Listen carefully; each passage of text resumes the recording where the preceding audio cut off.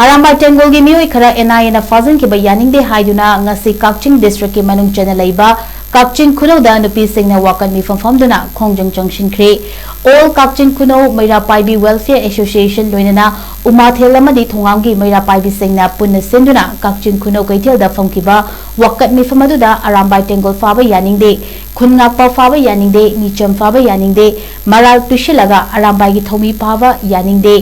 Fakiba Arambay gi thomi sing condition amata yauduna thadu haibana chingba warol sing iba placard kaya paiki loinana khungakpa faba yaning de fakiba icha sing condition amata yauduna thadu kadabani amuk hanna Arambay Tengol faba yaroi faragadi mama oibi aikhoina tumina leithokloi aikhoi shanti pami haibana chingba kholau kaya lauki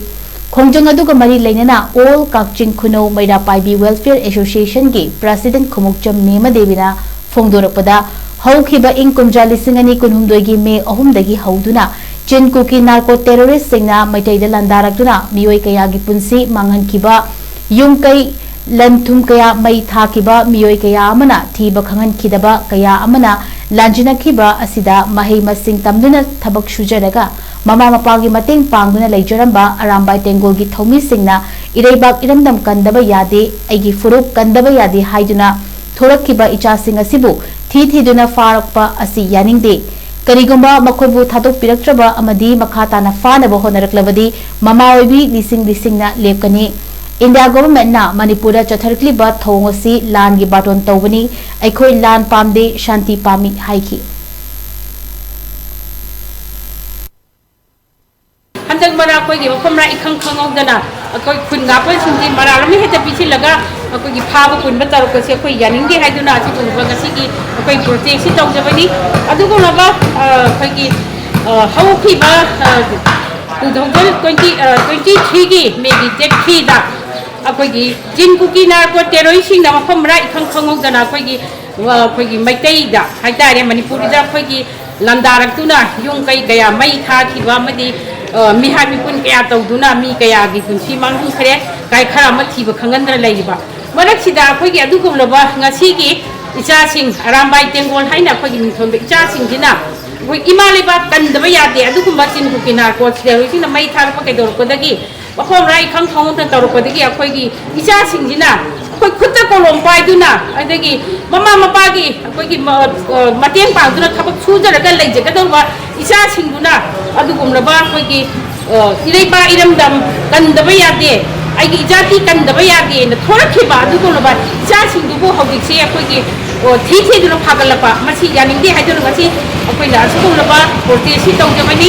adu na kari da mata si kumloba icha sing ji bo phabi ri bano asu kumloba makhata ni icha sing ji bo marai ta icha sing ju marar pije laga phaji laga tar ga di akoi lei ba mama oi bi sing da khoi tumina lai thoi akoi shanti pami ha biduna khoi ngasi chatha chari bachi hogi che akoi gi adu kumloba India sarkar amadi Manipur sarkar gi lei di belengak sing jina akoi chingdana ma tamdana ma akoi gi mi eng chi mana tan eng da ba ikoi loi da ba mi eng chi akoi lei di ba tampak lei di ba mama oi bi sing chine yaning de kari gi no haira ka di ngasi adu kumloba chin kuki narco terrorist sing jina ma akoi gi dangan da kholai ani ya laga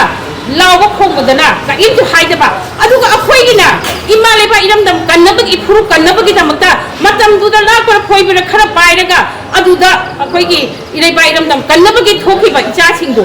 akhoigi 2020 ga 5 ki akhoigi February gi date 27 da aduga biar sarkar la padagi pikhat lotna loina loigraba botu bo hojik sida adumda base tawraka icha sing phaba akhoi yaning de aduna Paiga Pamdana, Tira Paditaba, Aduka Lake of Mapamdana Maran Piji Laga, Adukumaba, India Komengi, Aduki Policy, Yangi, Adunagasi, Adukumaba, Apoing Sigi, Portation, Javani, Aduna, I Sigi Matansi, the Javani, Aduna, High was Pochi,